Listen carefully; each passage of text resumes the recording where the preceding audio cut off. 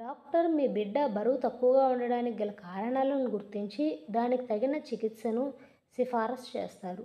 అలాగే తల్లిపాలు బిడ్డకు అత్యంత సమగ్రమైన పోషకాహారం.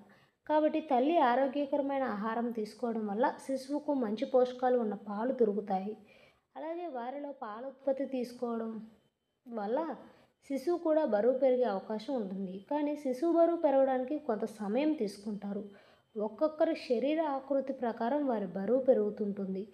అలా అని మీరు కంగారు పడాల్సిన అవసరం లేదు. కొంత సమయం తర్వాత శిశువు ఖచ్చితంగా బరువు పెరిగే అవకాశం ఉంటుంది. అనవసరమైన తిండి పెట్టి శిశువుల ఆరోగ్యాన్ని ఖరారు చేసుకోకూడదు.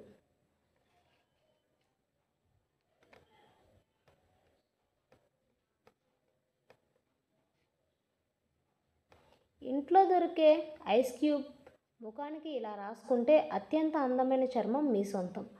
ఐస్ క్యూబ్స్ చర్మంపై రక్త ప్రసరణను మెరుగుపరచడంతో పాటు తక్షణ శాంతి, చర్మానికి సంబంధించిన మెరుపులు మెరిపించడానికి ఎంతగానో సహాయపడుతుంది.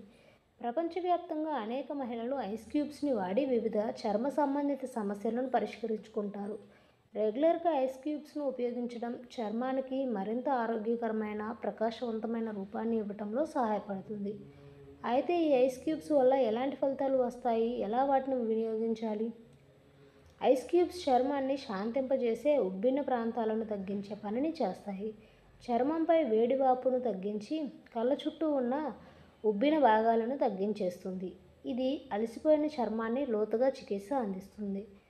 ఐస్ క్యూబ్స్ చర్మాన్ని కట్టి ముక్కు చుట్టూ ఉన్న గులాబీ రెమ్మలను తగిలించి పెట్టడం వల్ల చర్మంపై ఉండే చిన్న చిన్న గీతలు, ముడతలు తొలగిపోతాయి. అలాగే చర్మం ప్రకాశవంతంగా మెరుస్తుంది. చర్మంపై ఐస్ క్యూబ్స్ రెగ్యులర్గా పెట్టుకోవడం వల్ల మొటిమలు వచ్చే అవకాశం